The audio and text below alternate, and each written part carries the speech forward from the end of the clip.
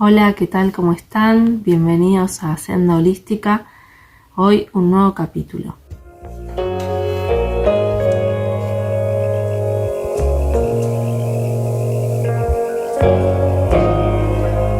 Hola, ¿qué tal? ¿Cómo están? Hoy les traigo algo diferente. En estos días en los que tuve que estar más conectada conmigo, más en silencio, haciendo espacio de tanto pensamiento en mi cabeza, en mis meditaciones se me recomendó que contara acerca de mis experiencias de vida, para que en momentos difíciles de tu vida, quizás estás atravesando alguno en este momento, sepas que de ellos se puede aprender mucho y se puede salir adelante. Y sepas que no estás solo y que siempre vas a estar acompañado. Solamente hay que aprender a pedir ayuda y a entender que lo que uno está viviendo no es por casualidad, no es mala suerte o buena suerte, sino que tiene que ver con que son momentos en los que uno, a través de ese obstáculo, puede aprender a sobrellevar cualquier cosa en la vida. Este es uno de esos aprendizajes. Espero que lo disfrutes. En esta oportunidad, luego de haber atravesado varios días de una crisis a nivel del cuerpo físico, todo lo que es crisis alude a crecimiento. Crisis significa crecimiento. Las crisis que puedan surgir desde que uno nace, cuando está creciendo en la pubertad, en la adolescencia, en la adultez, en la vejez. Cada una de estas etapas implica crisis y son para crecer. Y en esta crisis me pasó que pude contactar de una manera diferente con mis guías y ellos me pidieron que comparta aprendizajes que han sucedido a lo largo de mi vida. Así que si tenés ganas de escucharme, te invito a que le des like y te suscribas al canal y ahí va la historia. Bueno, el primer gran trauma en mi vida fue nacer. En otro capítulo contaré porque esa no es la esencia de la historia, pero en lo que fue el resto de mi vida, a eso los 18 años, yo ahí creo que sufrí una de las grandes bisagras en mi vida. Desde los 13 años, desde los 12 años, empecé a contactar con caballos. Fue como amor a primera vista. Ellos me hacían sentir como en casa. Una comunicación a través del lenguaje no verbal, donde podía sentir esa complicidad, su cariño, su ira, todos esos mensajes de poder que ellos tienen y que transmiten como cada uno de los animales, pero en mi caso fueron los equinos, donde podía sentir hasta sus abrazos, una suerte de abrazos a través de su calidez, de su calor. De hecho, cuando uno monta a caballo, el calor que tiene, sobre todo cuando hay alguna alteración del sistema nervioso, sobre todo también en chicos con discapacidad motriz, el estar arriba de los caballos, ese calor que ellos generan, eso también da una gran sensación de bienestar. Es como si fuera el calor que representa la madre. Simplemente cepillarlos, estar con ellos. Recuerdo cuando les llevaba kilos de zanahorias y veía esas caritas de felicidad donde estaban tan contentos era como llevarle golosinas a los chicos, ¿no? Y bueno, estar ahí cepillándolos, haciéndole algún peinado en las crines o en la cola, o Muchas veces los llevaba a pasear, los sacaba del establo y yo estaba por los bosques de Palermo, en Buenos Aires, y porque por ahí están todos los hípicos. Y bueno, ir a pasear por los lugares del bosque era como mágico. Así que les podría decir que los caballos para mí eran una gran familia, y lo son. De hecho, hoy en día veo un caballo y con solo verlos y estar ahí, se siente esa vibración y ese bienestar que es único. Como les decía, estaba en los hípicos de Buenos Aires, muy importantes, pero yo no encajaba en esa sociedad de la alta alcurnia. A mí solo me interesaba estar con los caballos. Siempre fui una persona que le costó mucho encajar en la sociedad, solitaria, y es como que por fin había encontrado un lugar donde sí encajaba, por así decirlo. Y quizá a muchos chicos que tienen algún tipo de trastorno del espectro autista puedan sentir lo mismo. Y no hace falta llegar a eso. Hay muchísima gente hoy en día que se siente diferente o que muchas veces la juzgan por ser diferente. Yo hacía salto y adiestramiento y tenía un entrenador, un alemán, que era bastante estricto. De hecho, tenía 18 años y siempre me regañaba porque llegaba a veces sin dormir o bueno. Ese profesor alemán era muy exigente, entonces yo sentía como un gran peso sobre mis espaldas, ¿no? Y ya había empezado con dolor lumbar. Hasta que en un momento empecé a tener cada vez más dolor y más dolor. Y en una de esas levanto una montura y me quedo dura. Entonces me llevan a la guardia. En la guardia me mandan a un traumatólogo que era una eminencia.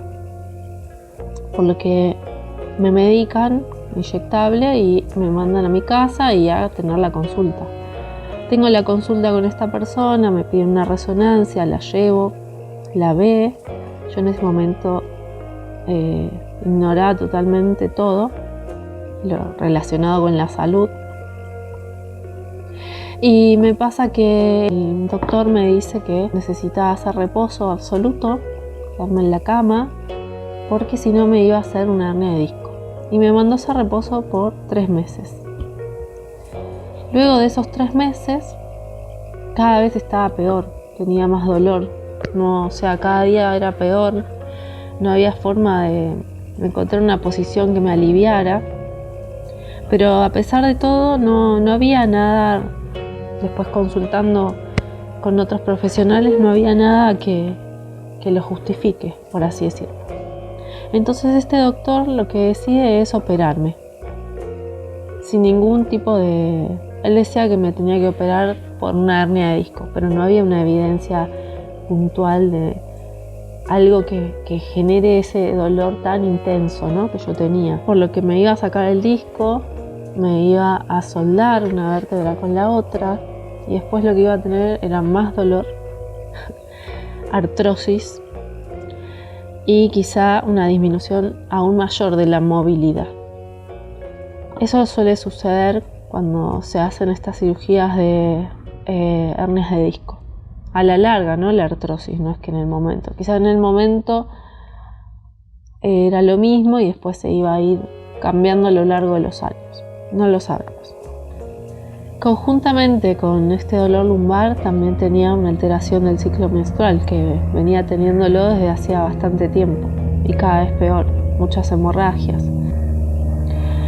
Bueno, entonces, ¿qué pasó? Estaba en un momento de crisis en el cual yo ya no tenía más ganas de vivir. Estaba a punto de evaluar la opción de tirarme por una ventana, ¿no?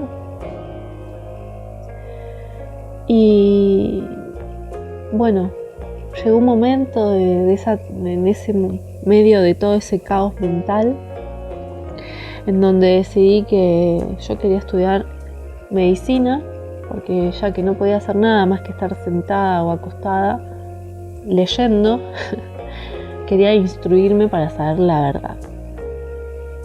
Y ahí fue donde empecé a rehabilitarme. Por supuesto que no acepté la opción de una cirugía.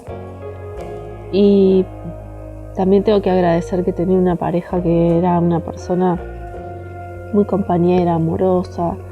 Estuvo ahí cuidándome, llevándome a kilómetros para hacerme la rehabilitación 3 veces por semana.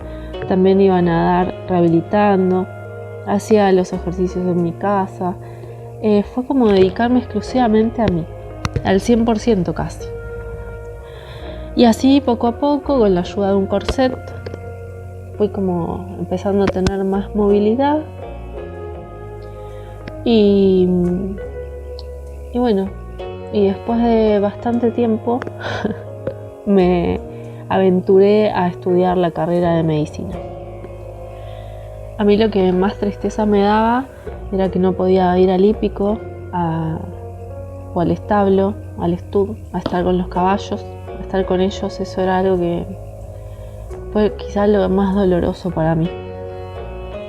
Pero bueno, a través de eso que sucedió, decidí que yo quería ayudar a descubrir la verdad, cuál era la verdad de las cosas.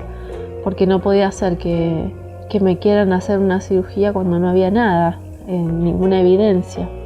Si bien hay muchas instancias en que se suelen hacer cirugías laparoscópicas, pero bueno, cuando hay algo en el abdomen, exploradoras para ver qué pasa, bueno, este no era el caso. Este hombre, yo después me enteré que operaba a todo el mundo, joven sobre todo, sin ninguna justificación.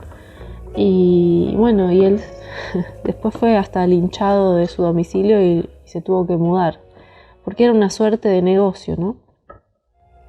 Les cuento que estudié finalmente medicina, me recibí en 7 años y bueno, y terminé la carrera de una manera que hoy no sé cómo. Me acuerdo que el anteúltimo año rendí 25 finales y bueno, la recompensa de todo esto fue después trabajar en el mismo hospital donde estaba este médico traumatólogo. Él era el jefe de traumatología y yo era una médica clínica que recibía a todos sus pacientes para hacerles el prequirúrgico, donde obviamente eran todos jóvenes para hacer cirugías de columna, y ahí pude como saldar esa deuda que tenía de explicarles a cada uno de ellos cuáles eran las únicas 2 indicaciones de una cirugía de columna, que había que ver lo emocional, que había que trabajarlo desde otro lugar. Bueno, el estallido vertebral en un accidente automovilístico o de cualquier índole es una de las indicaciones, y otra es cuando hay un tumor en la parte ósea de la columna. Después existen otras microcirugías con ozono, ahora nuevas, donde hay también recambio de los discos intervertebrales. Pero bueno, a lo largo de mi vida he descubierto otras cosas. Yo hoy tengo 5 hernias de disco y no estoy inválida y no me siento así. Y creo que llevo una vida dentro de todo normal. A lo largo de mi carrera como médica homeópata, tuve la suerte de conocer al doctor David Milstein, que tenía 94 años, iba a darnos clases y yo veía esa chispa de luz que cada día dejaba todo en esas clases, pero que cada día se iba apagando, hasta que, bueno, un día se fue, pero nos dejó un gran aprendizaje, donde se puede trabajar con lo que es la medicina biológica. Toda su experiencia nos transmitió de cómo él fue viendo en los pacientes, cómo podía ayudar y cuando no, si había que hacer una cirugía había que hacerla, pero si no había otras posibilidades. En conclusión, lo que quería transmitirles hoy es que grandes obstáculos nos regalan grandes aprendizajes. Así que espero que si te pasa algo, estás pasando por algún momento muy difícil de tu vida, sabe que es necesario para aprender, que para eso estás en este mundo de la 3D. Y obviamente que si necesitas ayuda hay que pedirla. Y bueno, yo puedo estar ahí acompañándote también. Así que te mando un beso grande y que tengas una hermosa vida.